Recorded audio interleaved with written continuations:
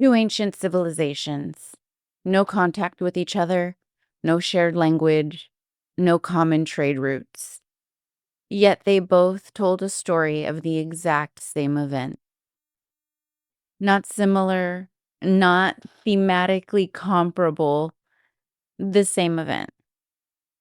They told of one unified humanity, one shared language, and then divine decision to end that, to split the speech in people's mouths and scatter them across the earth. One record is carved into clay tablets so old that they predate almost everything else in human history. The other one you may have grown up with. Here's the part nobody talks about. They don't just describe the same event. They name the same kind of figure as the cause. A god, a divine force, deliberately, on purpose. Not a natural drift of language over centuries, a decision. The only thing different between the two records is the name attached to the one who made that decision. Tonight, we look at both of them, side by side. The oldest version first, and then the one you know. And we let you decide what to do with the fact that they are the same shape. This is the Shadow Hour Report. If you haven't already, guys, like and subscribe. We really appreciate it. Let's get this information out there for more people to learn, share, and contribute to the discussion. Here's where we start, not with a theory, with a document. It's called the Sumerian King List. It's one of the oldest administrative records in human history.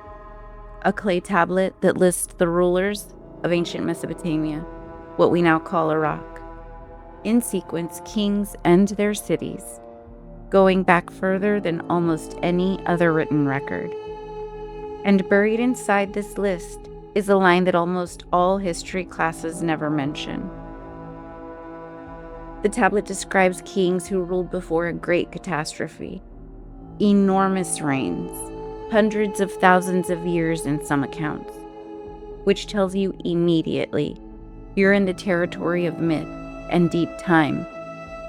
Then the catastrophe happens, and then this is the line. This is almost word for word from the tablet. After the flood had swept over and the kingship had descended from heaven again, the kingship was in Kish. Read that again. Kingship, civilized, organized society, leadership had come down from heaven again, like it had to be reinstalled, reissued, like whatever had existed before had to be rebuilt from the top down. And from Kish, it moves to a city called Uruk. This is the dispersal right here, in the oldest king list in the world. One civilization, one center, now splitting into many, city by city, each one becoming its own seat of power. The unified world fracturing into pieces. One of the kings at Uruk in that list is a man named Enmerkar. Enmerkar has his own epic, a much longer text called Enmerkar and the Lord of Arada. And buried inside that epic is a passage, an incantation that stops everything cold.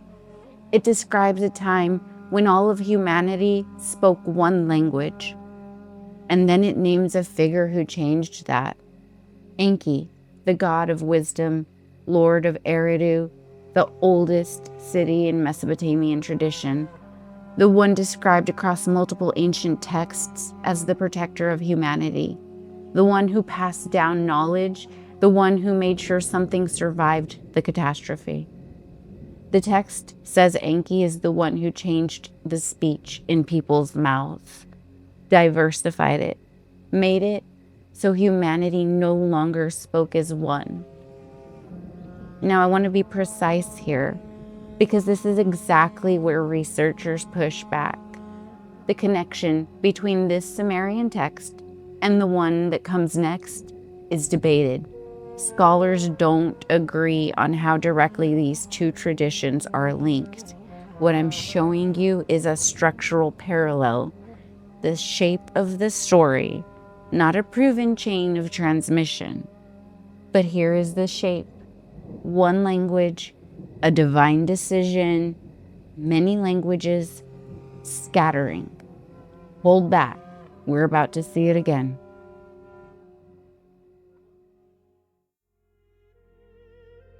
Centuries after the Sumerian tablets were written, a different culture, completely separate tradition, different geography, different language, wrote down their version of what happened after the Great Flood. Here is that story, on its own terms. After the flood, humanity is one people, one language. They move together and settle in a place the text calls Shinar. And there, unified, speaking as one, they make a decision. They're going to build a city, and at the center of that city, a tower, reaching towards the heavens. This doesn't sit well with the divine, so the language of these people is deliberately changed, confused. They can no longer understand each other.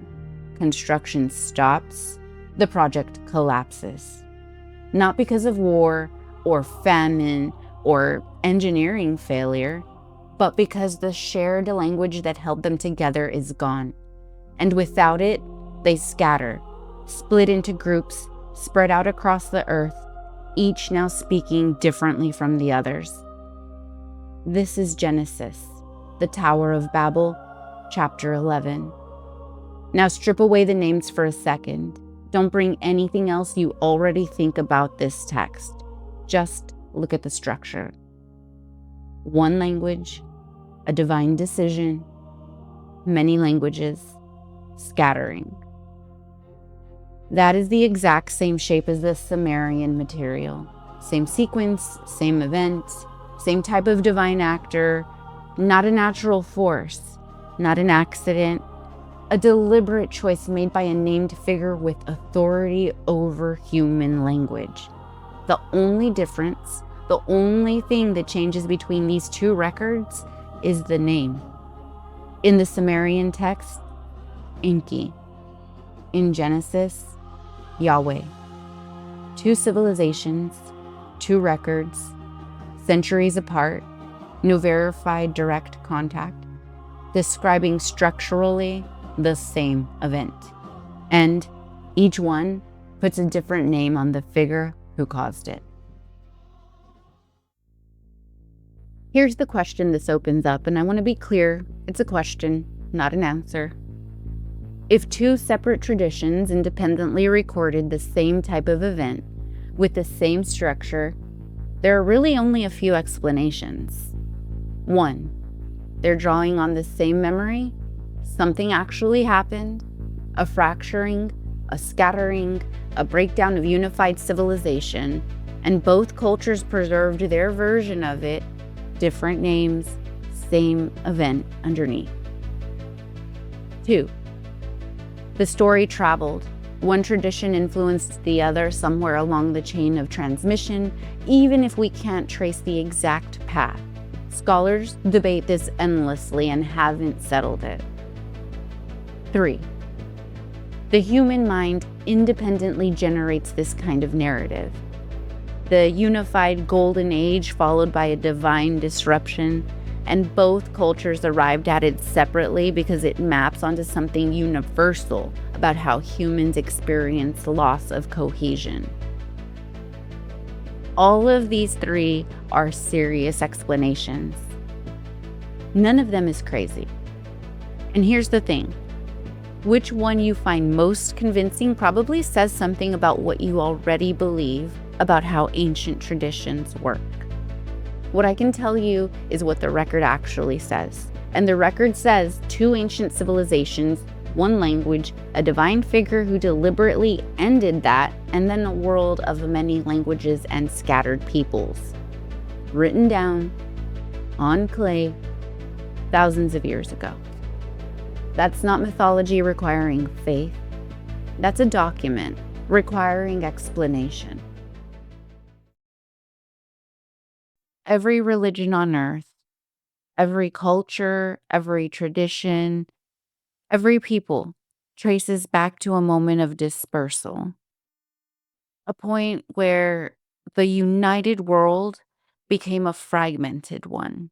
What we've been building toward, episode by episode, is that the fragmentation wasn't random. It wasn't just time passing and cultures dispersing. The oldest records describe it as a decision, a moment where forces that shaped humanity made a decision about what would survive, and then they scattered it. Next time, we follow where the pieces went. Different names, different cultures, different continents. But once you know what the original looks like, you start seeing the same shape everywhere. One more thing before we go. Starting from here, this series moves into some territory that a lot of you are familiar with. Genesis, scripture, theology, language, and faith. If you're coming at this from a place of belief, just know that that's not going to conflict with anything that we do here. We're not here to tell you that your tradition is wrong. We trace where the record goes. We connect the dots that deserve connection, if there's actual fact to back it up. If something's a stretch, we're going to say so. But if something holds up, we're going to show you that as well. Stay curious, stay skeptical. I'm Nikki, your researcher, and this is the Shadow Hour Report.